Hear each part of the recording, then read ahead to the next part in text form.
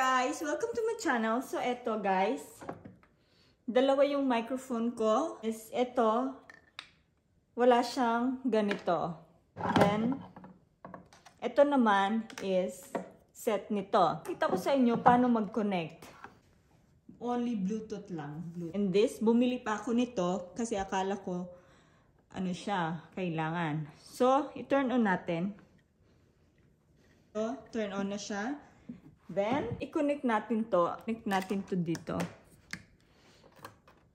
So, yung JBL ko kasi guys, medyo old version na siya.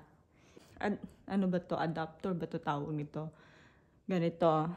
Para i-connect dito. Yan. Gamitin ito. And then, turn on nyo lang. Then, turn on nyo. Ito.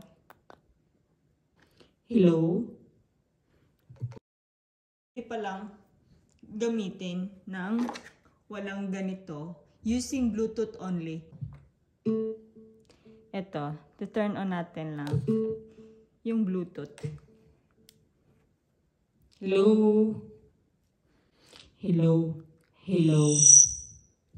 O, diba? Turn on yung Bluetooth. Hello. Hello.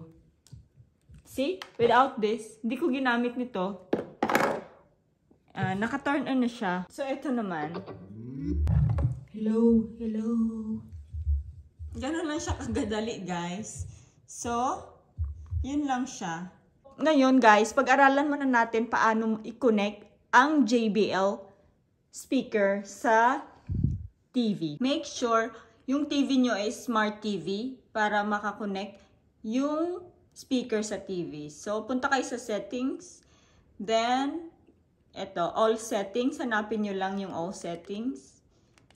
Then, click nyo yung sound. Sound output. Then, Bluetooth speaker list. Core JBL Party In-core. And then, guys, make sure yung Bluetooth ng speaker nyo is on. So, yan lang siya. Then, try natin connect. Pair. Connect. O, diba? Narinig nyo yun? Okay. Then, so, connected na siya, guys. Next, then, so, everything is set na. Diba? Then, try natin mag-search ng kanta. Then, ito. For example lang. Connected to AirPlay na siya. Okay. Yan. Connected na siya, guys. Everything's ready. Ganun lang kasimple. Ito. Diba? Naririnig nyo ba?